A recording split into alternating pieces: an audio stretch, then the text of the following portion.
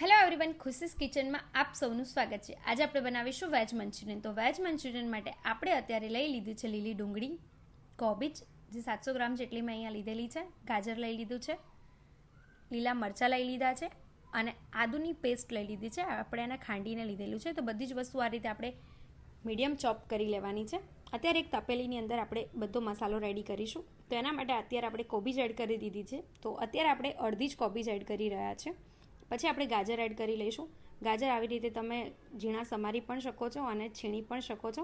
લીલી ડુંગળી થોડી એડ કરી લીધી છે, આદું લઈ લીધું છે અને લીલા મરચાં એડ કરી દીધા છે. અને પછી આપણે સ્વાદ પ્રમાણે એટલે કે 1 ચમચી જેટલું કે 2 ટેબલસ્પૂન જેટલું મીઠું લઈ લીધું છે અને લાલ મરચું લઈને બધી જ વસ્તુને સારી રીતે આપણે મિક્સ કરી લઈશું. તો તમે જોઈ શકો છો કે સરસ મજાનો આપણે બધો જ મસાલો મિક્સ થઈ ગયો છે. હવે મેં અહીંયા અડધી વાટકી જેટલું મેંદો લઈ લીધો છે અને નાની વાટકી જેટલું કોર્નફ્લોર લઈ લીધો છે.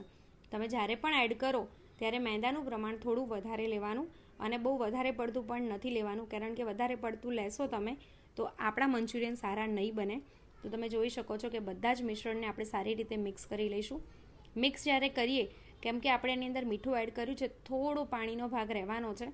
તો અહીંયા આપણું મિશ્રણ સરસ મજાનું તૈયાર થઈ ગયું છે. તો આવી રીતે હાથની અંદર આપણે થોડું તેલ લઈ લેવાનું છે અને સારી રીતે હાથને ગ્રીસ કરીને આવી રીતે સરસ મજાના મંચુરિયન બોલ્સ રેડી કરી દેવાના છે. તો તમે જોઈ શકો છો કે સરસ મજાના આપણા બધા જ મંચુરિયન બોલ્સ આપણે આવી રીતે રેડી કરી લઈશું. તો અહીંયા મેં એક એક કરીને બધા જ મંચુરિયન બોલ્સ રેડી કરી દીધા છે. તો હવે આપણા તૈયાર થયેલા મંચુરિયન બોલ્સને આપણે તળવાના છે. તો એના માટે આપણે પેન લઈ લીધું છે અને એની અંદર આપણે તેલ એડ કરી દીધું છે. તેલ આપણું થોડું ગરમ થઈ જાય એટલે આપણે મંચુરિયન બોલ્સ એડ કરી દઈશું. તો હંમેશા જ્યારે પણ આપણે કોઈ પણ ચાઇનીઝ વસ્તુ બનાવતા હોય તો ગેસની ફ્લેમ મીડિયમ રાખવાની અને જ્યારે આપણે જેને તડકો લગાવતા હોય ત્યારે આપણે ફૂલ રાખવાની છે.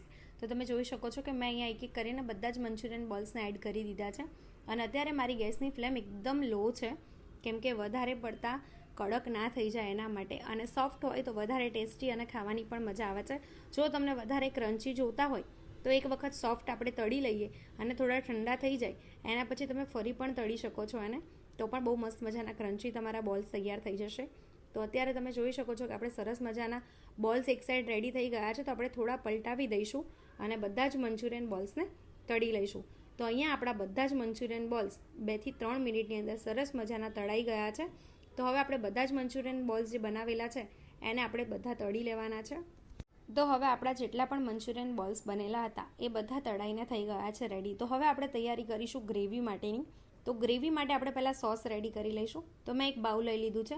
એની અંદર અહીંયા આગળ 2 ટેબલસ્પૂન જેટલો સોયા સોસ એડ કર્યો છે, 1 ટેબલસ્પૂન જેટલો રેડ ચીલી સોસ એડ કર્યો છે, 1 ટેબલસ્પૂનથી ઓછો એટલે કે અડધું ટેબલસ્પૂન જેટલો ગ્રીન ચીલી સોસ એડ કર્યો છે અને કેચઅપ એડ કર્યો છે. કેચઅપ તમે તમારા ટેસ્ટ પ્રમાણે વધારે કે ઓછું કરી શકો છો.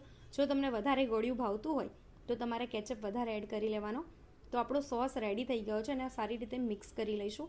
અને હવે આપણે ગ્રેવી માટે એક ગેસ ઉપર પેન મૂકી દઈશું. એની અંદર તેલ એડ કરી દઈશું. તો આપણે જેની અંદર બોલ્સ તળ્યા હતા આપણે અત્યારે એ જ પેન લઈ લીધું છે.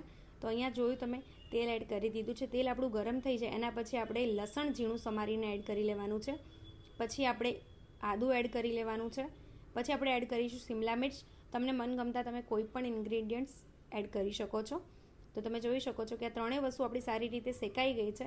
એના પછી આપણે લીલી ડુંગળી લઈ લીધી છે. એ તમારે ટેસ્ટ પ્રમાણે વધારે કે ઓછી કરી લેવાની. તો બધી જ જે આપણે વેજીટેબલ્સ લીધેલા છે એને સારી રીતે આપણે સાંતળી લઈશું અને સરસ મજાના થઈ જાય એના પછી આપણે એની અંદર એડ કરીશું આપણો રેડી કરેલો સોસ. અને સોસ આપણો એડ થઈ જાય એટલે સારી રીતે વેજીટેબલ સાથે મિક્સ કરી લઈશું. મિક્સ થઈ જાય એના પછી આપણે એક સ્લરી બનાવવી પડશે, કેમ કે ગ્રેવી જો તમારે થોડી થીક જોઈતી હોય તો કોર્નફ્લોરની સ્લરી જરૂરી છે. તો હું ક્યારેય પણ મંચુરિયન બનાવું એટલે હું સ્લરી તો એડ કરું જ છું. તો અહીંયા મેં થોડું પાણી એડ કરી દીધું છે સોસ એડ કર્યા પછી. હવે આપણે સ્લરી બનાવવા માટે કોર્નફ્લોર લઈ લઈશું 1 ચમચી જેટલો. એની અંદર થોડું પાણી એડ કરીને સરસ મજાની સ્લરી બનાવી લઈશું. સ્લરી બનાવવાથી આપણે જ્યારે પણ ગ્રેવી બનાવીએ છીએ તો એ થોડી થીક થાય છે અને ખાવામાં પણ એકદમ ટેસ્ટી રહે છે. તો તમે જોઈ શકો છો કે સ્લરી મેં એડ કરી દીધી છે અને હવે બધી જ વસ્તુને સારી રીતે આપણે મિક્સ કરી લઈશું. તો મિક્સ થઈ ગયા પછી આપણે 10 સેકન્ડ સુધી એને થવા દઈશું ધીમી ગેસની આંચે. અને હવે હું અહીંયા મીઠું એડ કરી રહી છું. જો તમને ટેસ્ટમાં લાગતું હોય એડ કરવા જેવું તો એડ કરવાનું, નહીં તો તમે એને સ્કીપ કરી શકો છો. તો આપણું મીઠું પણ એડ થઈ ગયું છે.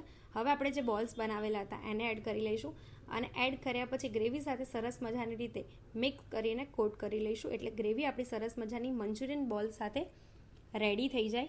તો તમે જોઈ શકો છો કે આપણા સરસ મજાના મંચુરિયન બોલ્સ 10થી 15 મિનિટમાં તૈયાર થઈ જાય છે. તો જેવા લારી ઉપર મળે છે એવો સેમ ટેસ્ટ આવે છે, એકદમ સોફ્ટ પણ બને છે અને ખાવાની બહુ જ મજા આવે છે. તો સરસ મજાના આપણા મંચુરિયન રેડી થઈ ગયા છે, વેજીટેબલ મંચુરિયન. તો અહીંયા મેં ઉપરથી ગ્રીન ઓનિયન એટલે કે લીલી ડુંગળી ઝીણી કટ કરીને એડ કરી લીધી છે. તો સરસ મજાના આપણા મંચુરિયન બોલ્સ થઈ ગયા છે રેડી. અને આ વેજીટેબલ મંચુરિયન અત્યારે મોન્સૂનની સિઝનમાં ખાવાની બહુ જ મજા આવે છે. તો તૈયાર છે એકદમ સરળ રીતે અને એકદમ જલ્દીથી બની જતા ટેસ્ટી અને ચટાકેદાર આપણા લારી જેવા મંચુરિયન, એ પણ ઘરે. તો તમને મારી રેસીપી કેવી લાગી જરૂરથી કમેન્ટ કરજો. ચેનલમાં નવા હોય તો જલ્દી સબસ્ક્રાઈબ કરી દેજો.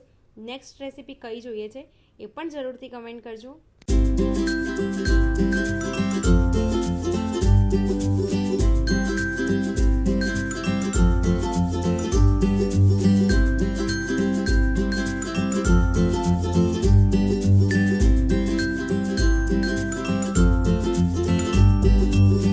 રેસીપી સારી લાગી હોય તો લાઇક, કમેન્ટ, શેર, ચેનલને સબસ્ક્રાઈબ કરી દેજો. મળીએ એક નવી રેસીપી સાથે. ત્યાં સુધી બાય બાય.